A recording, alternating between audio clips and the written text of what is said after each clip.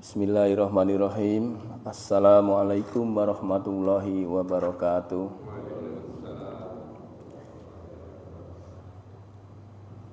Innal hamdalillah nahmaduhu wa nasta'inuhu wa nastaghfiruh wa na'udzu billahi min shururi anfusina wa min sayyiati a'malina. May yahdihillahu fala mudhillalah wa may yudlil fala hadiyalah. Asyhadu an la ilaha illallah wahdahu la syarikalah wa asyhadu anna Muhammadan abduhu wa rasuluhu la nabiyya ba'dah. Allahumma sholli wa sallim wa barik ala Muhammad wa ala alihi wa sahbihi ajmain. Amma ba'du. Qala Allah Ta'ala fil Qur'anil Karim, a'udzu billahi minasy syaithanir rajim. Ya ayyuhalladzina amanu taqullaha haqqa tuqatih wa la tamutunna illa wa antum muslimun. Shadaqallahul azim.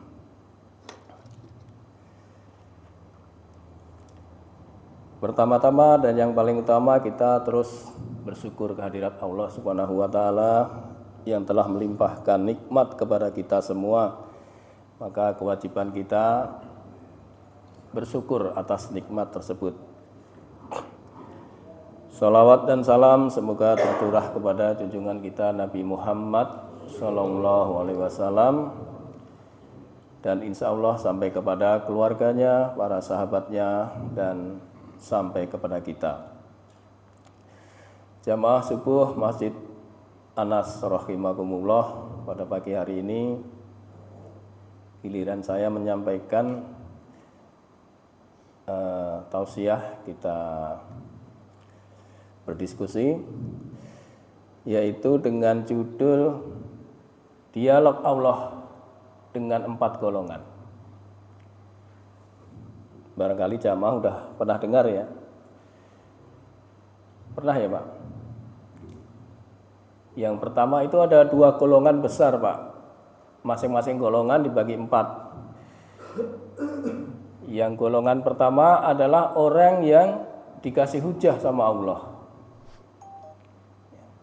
Yang kedua adalah golongan orang yang diuji.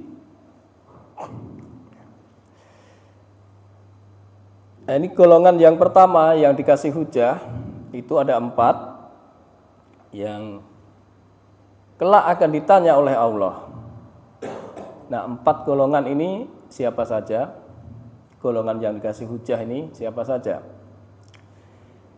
Yang pertama yaitu orang yang kaya. Yang kedua adalah seorang pelayan. Kalau zaman dulu ini bahasanya adalah budak. Kalau sekarang bisa bawahan, pelayan. Dan yang ketiga adalah orang yang sakit. Yang keempat adalah orang yang miskin. Jadi keempat golongan ini akan dikasih hujah sama Allah karena keempat-empatnya ini adalah orang yang tidak beribadah kepada Allah. Padahal mereka ini sudah beriman. Ada yang begitu Pak.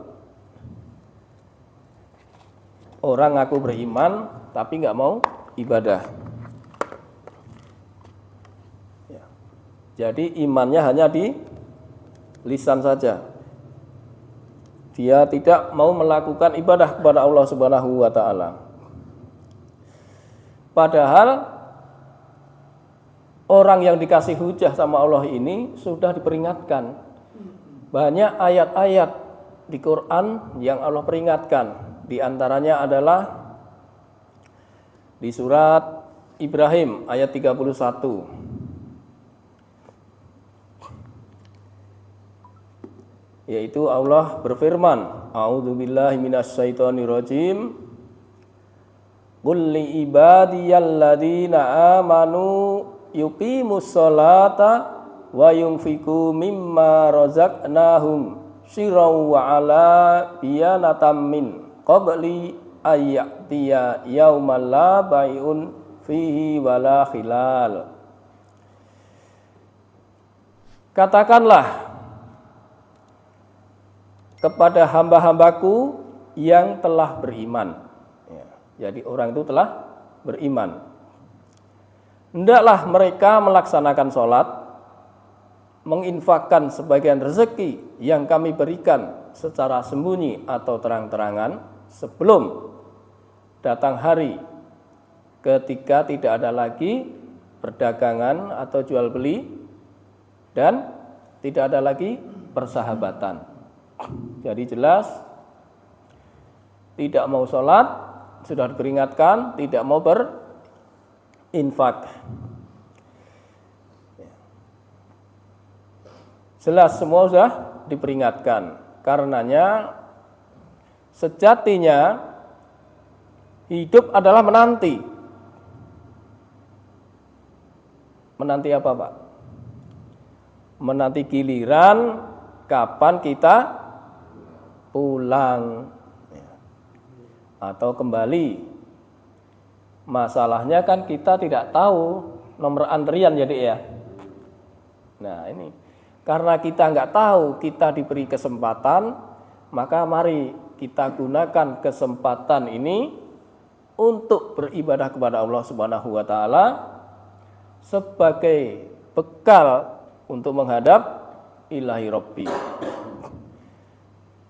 Sehingga ketika sudah sampai saatnya kita pulang, itu Allah akan memanggil kita dengan panggilan yang baik, panggilan yang enak, panggilan yang merdu. Allah dalam memanggil hambanya yang mukmin itu, ini yang mukmin ya Pak, dibahasakan sangat menarik dengan kata kembali atau pulang. Dan ajakan Allah ini kalau boleh saya ilustrasikan, itu seperti ketika kita waktu masih sekolah dasar Pak, masih SD. Itu biasanya gurunya kalau udah mau waktunya pulang, itu biasanya memberikan pertanyaan. Masih ingat ya Pak ya? Jadi nanti gurunya ngasih pertanyaan, siapa yang bisa menjawab, silahkan pulang, boleh pulang duluan. Nah, Allah juga begini Pak. Allah memberikan kepada hamba-hambanya sedemikian nikmatnya, ya. Lalu nanti akan ditanya, dan bagi yang bisa akan pulang.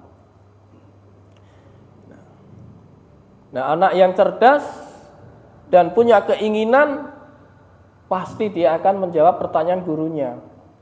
Karena pengen pulang duluan. Di mana Allah memanggil orang yang mukmin itu dengan enak, dengan kita itu enggak panas gitu. Itu Allah berfirman, a'udzubillahi minasyaitonirrajim. Ini Bapak udah hafal semua insyaallah. Ya ayyatuhan nafsul mutmainnah. Wahai jiwa ya tenang, irji'i ila rabbiki radiyatam mardiyah. Kembalilah, nah ini kan, kepada Tuhanmu, pulanglah kepada Tuhanmu dengan hati yang ridho dan yang diridhoi. Ridho artinya senang. Jadi kembali kepada Tuhan dengan hati yang senang dan disenangi. Senang ketemu senang, cocok Pak. Maka panggilan Tuhan tadi sangat indah sekali. Kemudian Allah berfirman, "Fadkhuli ibadi." Maka masuklah ke dalam golongan hamba-hambaku. Siapa saja nih golongan hamba-hamba Allah ini? Mungkin kalau kita buka di An-Nisa 69. Di situ ada nabi, ada apa lagi Pak? Shodikin, orang yang benar, syuhada, orang yang mati syahid, dan orang yang soleh, orang-orang yang baik. Nah itu diantara golongan-golongan Allah. Ya, ketika kita meninggal dipanggil Allah dengan panggilan yang indah, maka akan dikelompokkan di dalam golongan-golongan hamba Allah itu. Wadkhuli jannati, dan masuklah ke dalam surgaku. Pan enak Pak. Panggilan yang indah serta enak, ujungnya juga enak. Nah, penantian panjang menuju akhir memerlukan suatu perjuangan dan memerlukan perbekalan dengan sungguh-sungguh, Pak. Tidak main-main. Sebab siapa yang menjadikan hidup dalam beragama sebagai sendaguro atau permainan tanpa perjuangan, tanpa perbekalan yang berarti, tidak sungguh-sungguh, maka kelak Allah pun akan melupakan di hari yang sangat berat bagi seluruh makhluknya. Wah, gawat ini. Makanya agama nggak bisa buat main-main. Agama nggak bisa begitu saja kita jalankan, tapi harus sungguh-sungguh. Jihad itu. Jihad itu artinya sungguh-sungguh. Jihad fi sabilillah. Nah, sungguh-sungguh itu diantaranya kita mempunyai sarana, yaitu dakwah seperti ini. Sehingga kita bisa banyak mengambil pelajaran, mendapatkan ilmu untuk perbekalan kita kelak menghadap Allah.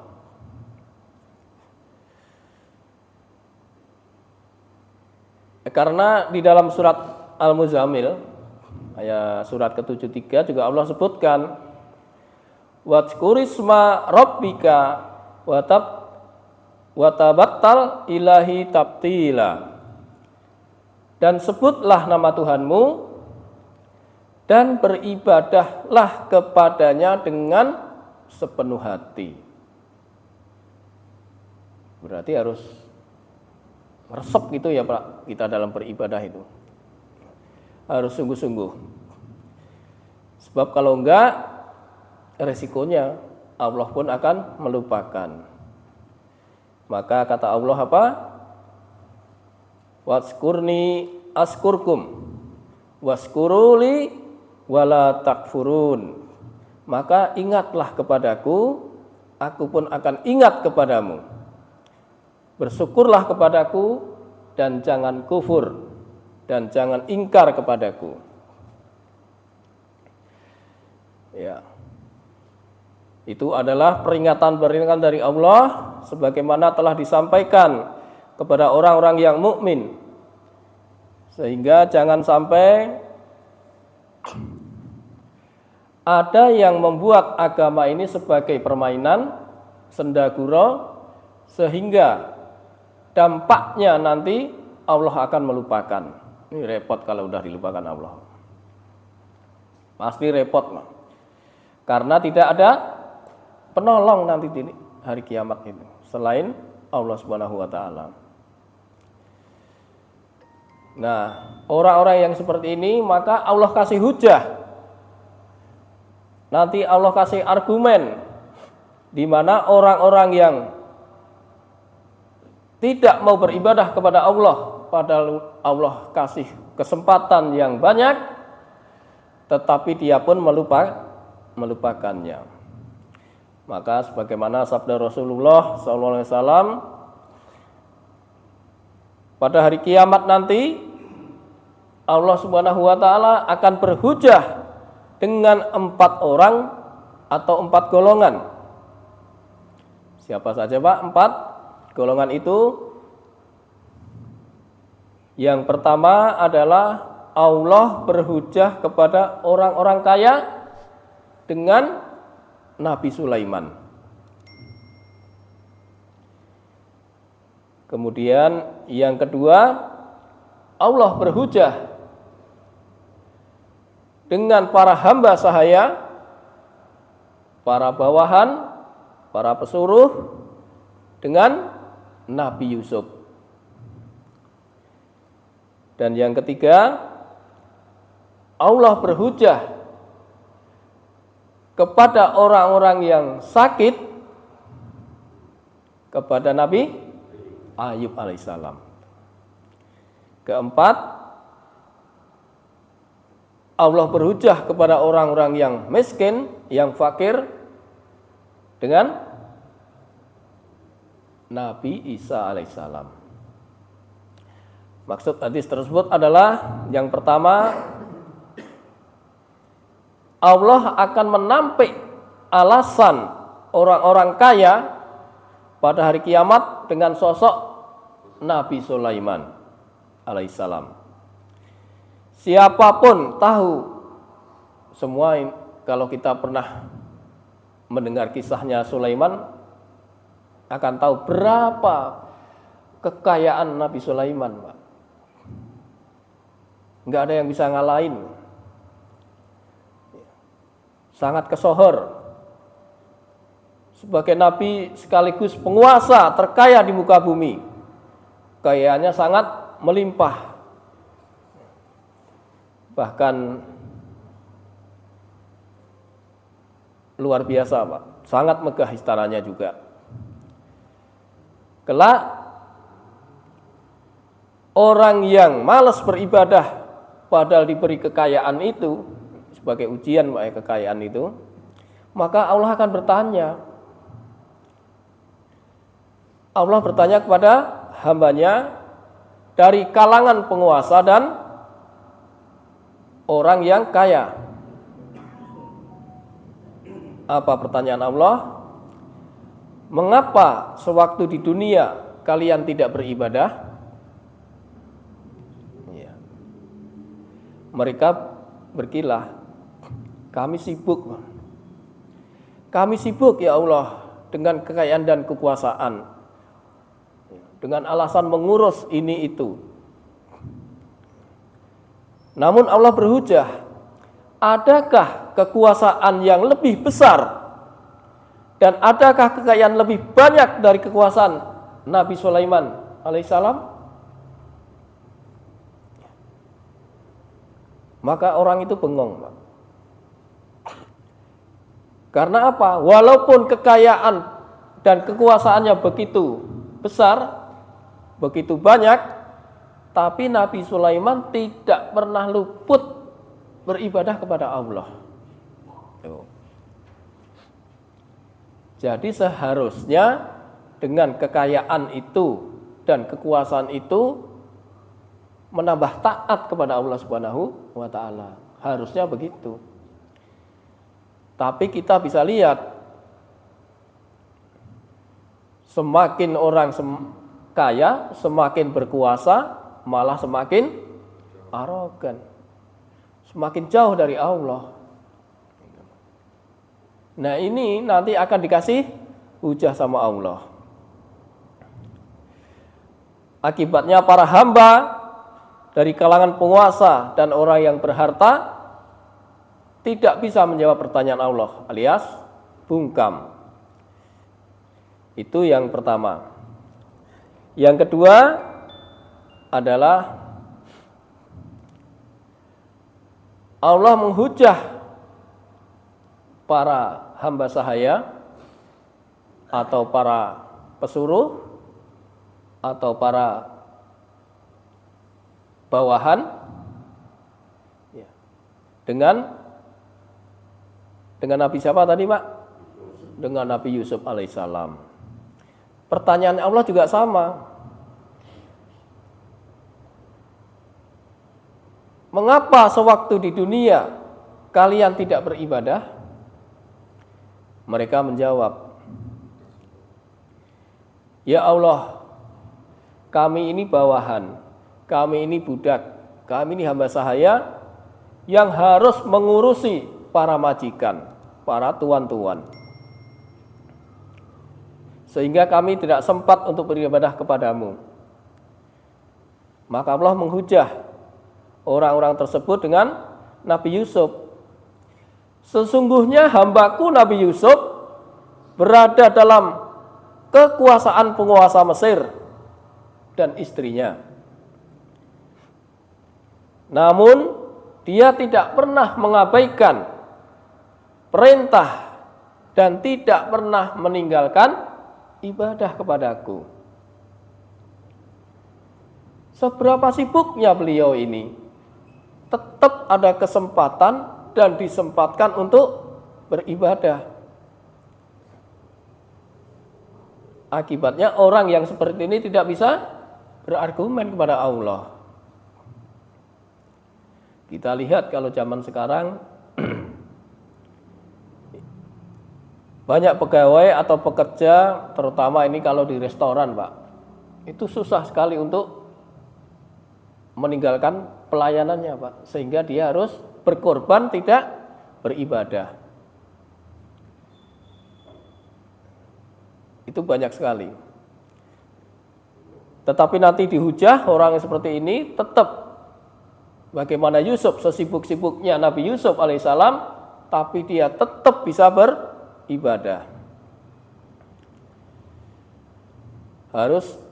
Memang harus disiasati, Pak, orang-orang yang bekerja, orang yang menjadi bawahan harus mensiasati gimana caranya untuk bisa beribadah kepada Allah.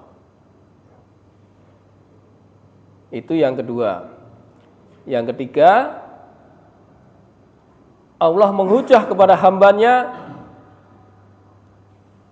yang diuji dengan penyakit dengan sesosok Nabi Ayub alaihissalam. Ya, sudah sangat masyhur bahwa Nabi Ayub alaihissalam adalah nabi yang diuji dengan penyakit yang berat dan lama. Ya, sehingga sampai satu persatu kerabatnya, teman-teman terdekatnya, bahkan sampai istrinya meninggalkan beliau. Beliau menerima ujian itu hingga Allah menyembuhkan. Maka pantaslah beliau menyandang gelar sebagai penghulu orang-orang yang sabar. Karena diuji dengan penyakitnya, beliau ini sabar.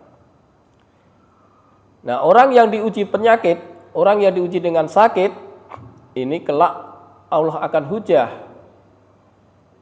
Karena waktu diuji dengan sakit, orang-orang ini tidak mau beribadah. Pertanyaan juga masih sama. Mengapa kalian tidak beribadah?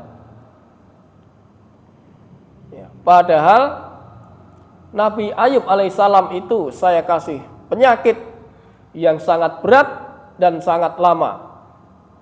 Tetapi beliau tetap menyempatkan untuk beribadah kepadaku. Tidak ada ruang sedikit pun dia tidak beribadah. Sehingga orang yang diuji dengan sakit ini tidak bisa berargumen dengan Allah. Sehingga orang yang seperti ini, ya, yang nanti diberi hujah dengan Nabi Ayub alaihissalam, akan dilempar ke neraka. Kemudian yang keempat, Allah menghujah kaum yang fakir atau miskin dengan Nabi Isa alaihissalam. Wah, diketahui Nabi Isa alaihissalam adalah hamba yang paling fakir di muka bumi, yang paling miskin di muka bumi. Saking fakirnya, beliau tak memiliki harta sedikit pun. Bahkan istri dan tempat tinggal pun tidak punya. Maka kelak di akhirat orang yang miskin, orang yang fakir, yang tidak mau beribadah kepada Allah, ya, akan dihujah sama Allah. Ditanya sama Allah, mengapa semasa di dunia kalian tidak beribadah?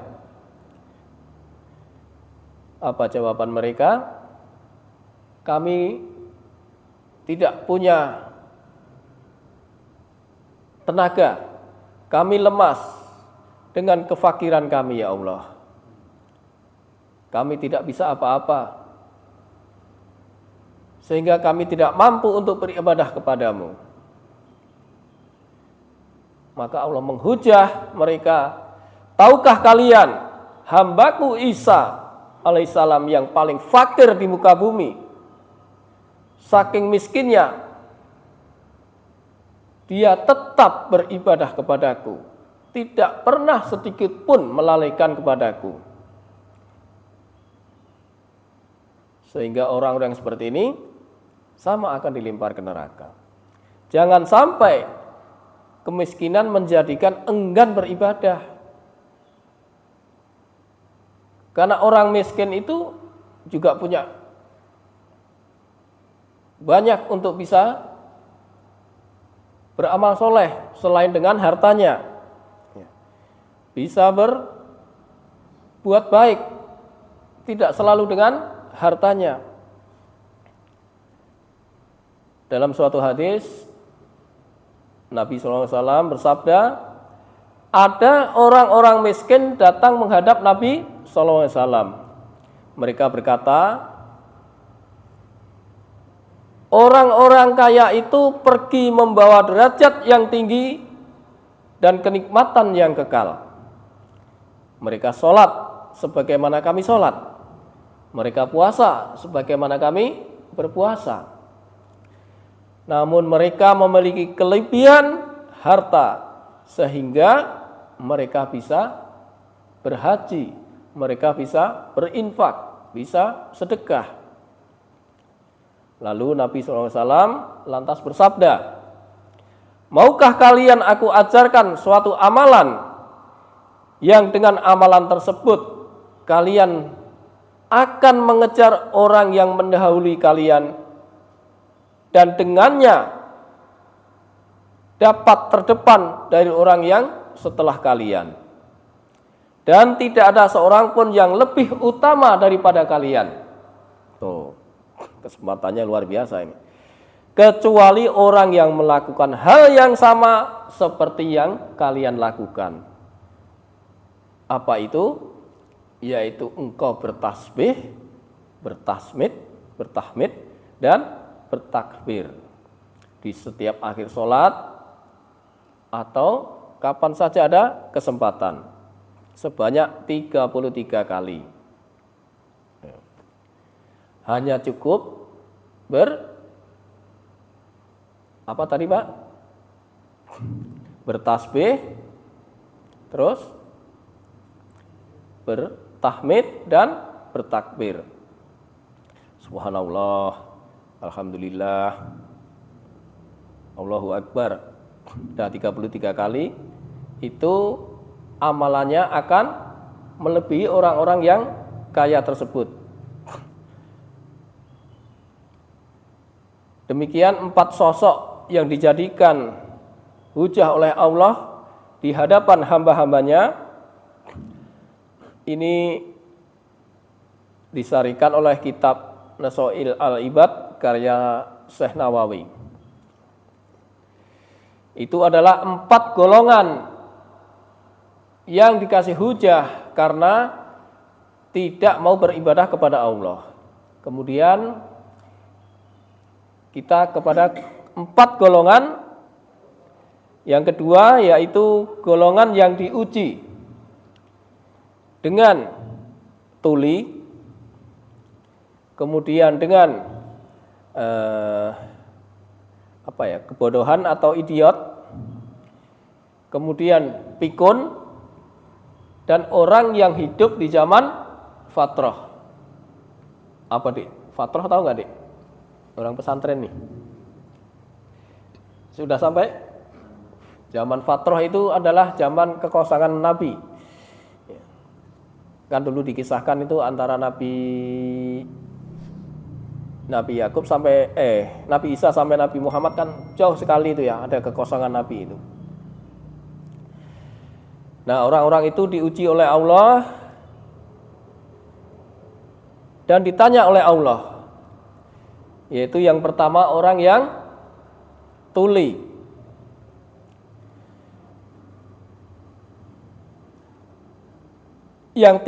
Orang tuli ini yang tidak bisa mendengar apapun ketika ditanya.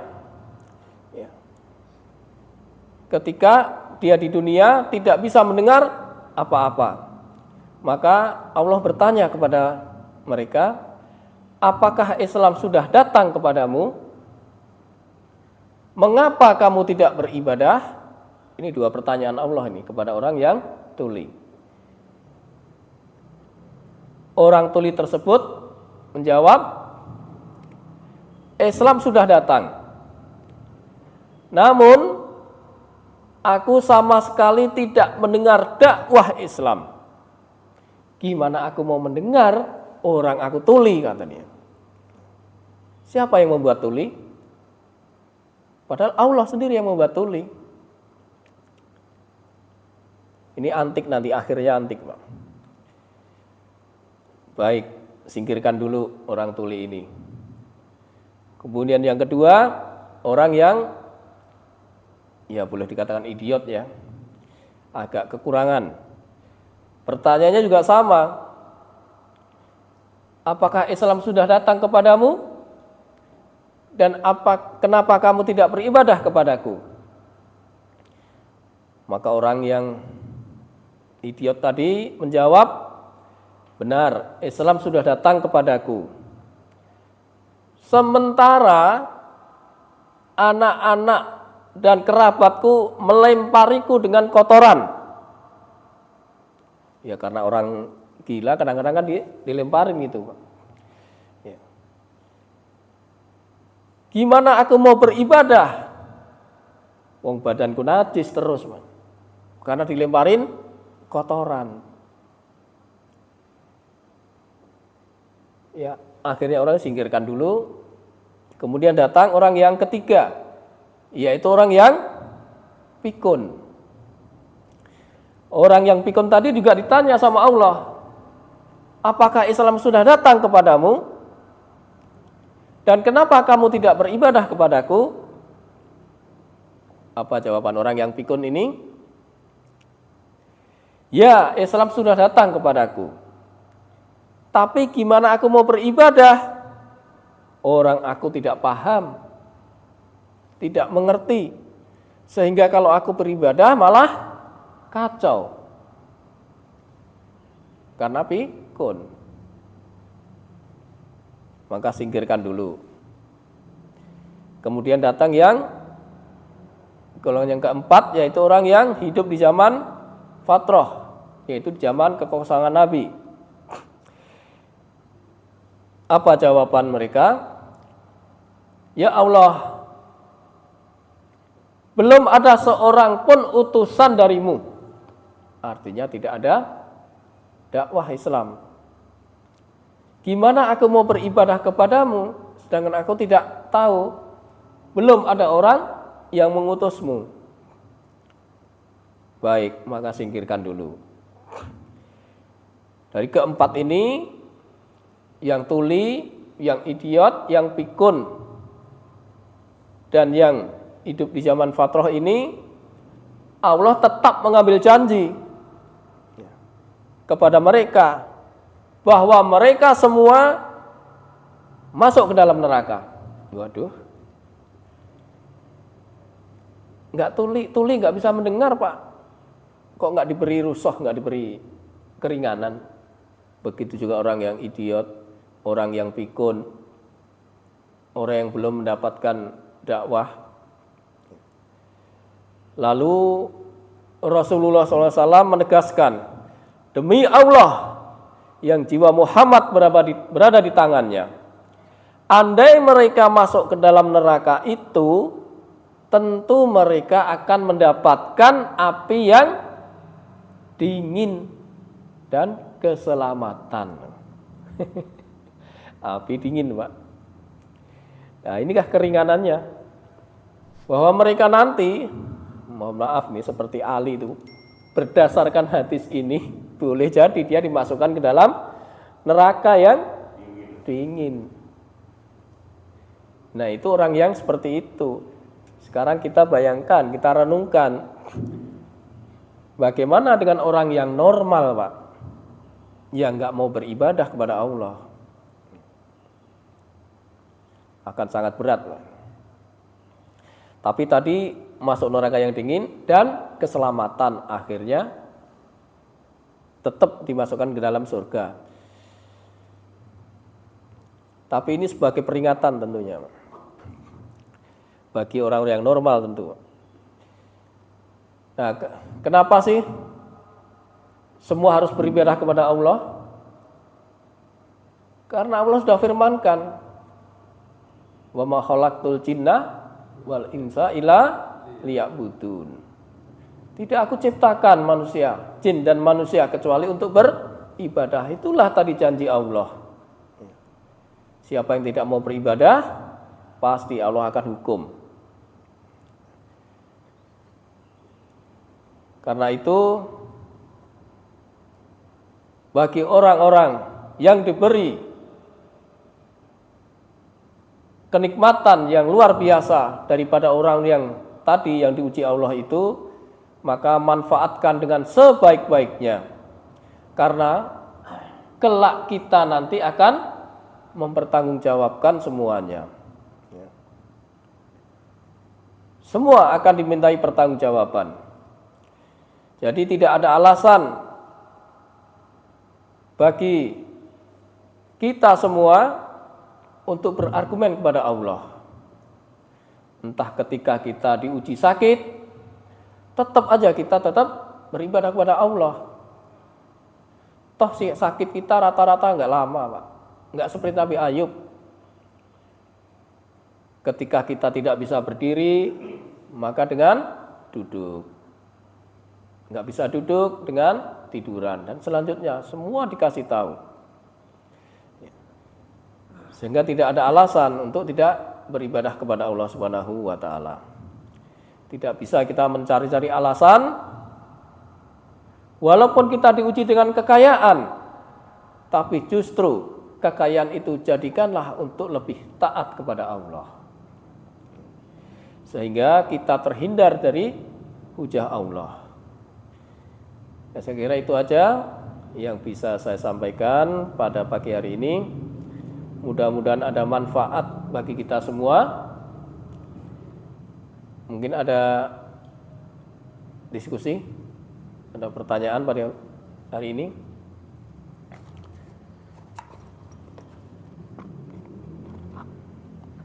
Kalau tidak kita tutup. Masih berapa menit, Pak? 10 menit.